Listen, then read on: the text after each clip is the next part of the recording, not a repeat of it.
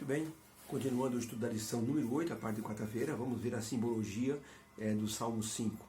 O que está escrito no Apocalipse também tem explicação ali no Salmo 5.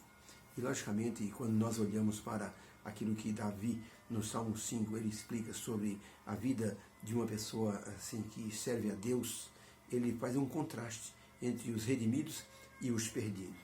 Por isso, hoje em dia, algumas pessoas podem chegar ao ponto de querer servir a Deus como se fosse uma competição. Quem é que serve melhor a Deus? Quem é que guarda melhor os mandamentos? É como se fosse uma concorrência, uma competição. Isso se chama legalismo, porque o verdadeiro crente é aquele que serve a Deus de coração, por amor. Como Jesus disse, se me amais, guardareis os meus mandamentos. Por isso, o salmista Davi chegou à conclusão de que se ele colocasse a palavra de Deus no coração, ele poderia servir a Deus de todo o coração, observando a lei de maneira plena, por amor e não por legalismo. Assim, Deus honraria, ou Deus honrará, aqueles que colocam a sua lei no coração, aqueles que o servem assim de coração sincero, aqueles que ajudam aqueles que necessitam, os pobres e os aflitos. Esses serão os aprovados para estarem com Jesus no Monte Santo. A pergunta número 4 tem o seguinte enunciado.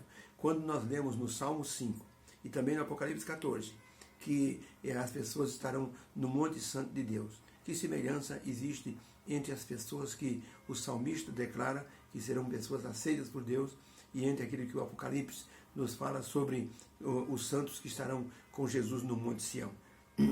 Como essa descrição, ela nos ajuda assim a colocar nossa vida dentro de um padrão que seja um padrão que Deus aceita para o remanescente. Porque Salmo 5 diz assim: dai ouvido às minhas palavras, ó Senhor. Pela manhã apresentarei a minha oração para o Senhor, porque o Senhor não é um Deus que tenha prazer na iniquidade. O Senhor não habita com o mal. O Senhor odeia todos os que praticam a maldade. O Senhor destruirá aquele que fala mal e que diz mentira. O Senhor aborrecerá o homem sanguinário e fraudulento. Porém, disse o salmista, eu entrarei em tua casa pela grandeza da tua benignidade e em teu temor eu me inclinarei sobre o teu santo templo, porque o Senhor me permitirá fazer isso. Senhor, guia-me na tua justiça, endireita diante de mim os teus caminhos, porque, Senhor, não há retidão na boca daqueles que fazem o mal, porque essas pessoas têm maldade nas entranhas, essas pessoas têm uma garganta que se parece com um sepulcro aberto. Declara-os, por favor, culpados, lança-os para fora da tua presença pela multidão das suas transgressões. Porém, alegrem-se todos os que confiam em ti. Aqueles que assim estão exultando eternamente, porque o Senhor os defende e em ti se gloriam, porque eles amam o teu nome. Pois tu, Senhor, abençoarás o justo. O Senhor vai envolvê-lo com a tua benevolência, como se fosse um escudo. Essa descrição que o salmista faz de uma pessoa que serve a Deus, uma pessoa que é abençoada pelo Senhor, que tem a vida em retidão, porque essa pessoa, ela honra a Deus com o seu proceder, representa Deus. Apocalipse 14, de 1 a 5. E olhei, depois do verso 12, e eu olhei, e eis que estava o Cordeiro sobre o monte Sião, e com ele 144.000, que em suas testas tinham escrito o nome do seu Pai, e cantavam um novo cântico diante do trono. Esses são os que assim não são contaminados com mulheres, porque são virgens. Esses são os que seguem o Cordeiro por onde quer que ele vá. Esses são os que, dentre os homens, foram comprados como primícias para Deus e para o Cordeiro. E na sua boca não se achou engano, porque são irrepreensíveis diante do trono de Deus. E eu vi outro anjo voar pelo meio do céu, e tinha o Evangelho eterno, para pregar aos que proclamam, aos que habitam sobre a terra, e também a toda nação, tribo, língua e povo. E esse anjo, ele falava com uma grande voz, dizendo, temei a Deus e dai-lhe glória, porque vinda é a hora do seu juízo. E aqui está a paciência dos santos, aqui estão os que guardam os mandamentos de Deus e tenha fé em Jesus. A pergunta é: que contraste existe entre as pessoas assim aceitas por Deus, conforme diz o Salmo 5, e os redimidos no Monte Sião? A resposta é: Davi falou que a diferença entre os salvos e os perdidos é que os salvos, eles adoram a Deus, eles temem o seu nome, eles guardam os mandamentos por amor e dessa forma eles são aceitos por Deus. Isso nos ajuda a ver que o remanescente precisa viver uma vida de consagração e santificação diante do Senhor e diante dos homens no tempo do fim. Só o Espírito Santo pode nos dar assim a chance de termos uma vida santificada. Nós, por nós mesmos, não conseguiremos, porque nós temos uma natureza pecaminosa. Por isso o apóstolo Paulo, ele gemia em Romanos 6, ele dizia: eu sou um homem miserável, porque eu quero fazer o bem, eu não consigo.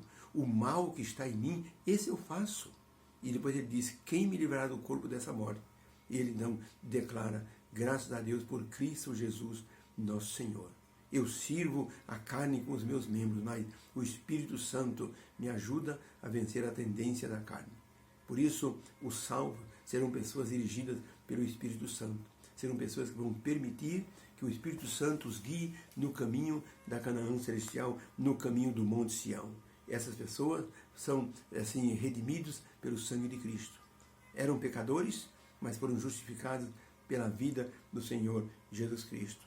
Estar ali com os salvos e com o Cordeiro mostra que o Cordeiro pagou o preço por eles e retirou de suas vidas toda a culpa do pecado. Por isso só Jesus pode fazer isso por nós hoje. O Espírito Santo nos ajuda na consciência do pecado, da justiça e do juízo. Não podemos ser pessoas que assim não considerem a vida eterna como um grande preço. No deserto de Nevada existe uma espécie de um laboratório que ele está todo coberto de chumbo. É que aquele laboratório se fazia experiências atômicas. E um dos cientistas, quando foi separar os elementos atômicos com uma ferramenta, a ferramenta caiu de suas mãos e houve um clarão gigantesco dentro do laboratório. Todos os 30 cientistas ficaram contaminados. Não tinha mais salvação para eles. Então o governo mandou cobrir de chumbo todo aquele laboratório e fornecer alimentação por uma pequena janelinha que foi deixada. Hoje essas pessoas já estão mortas, mas seus parentes não podem sepultá-lo, porque eles têm radiação atômica até nos ossos. Então tem que ficar guardado naquele laboratório coberto com chumbo.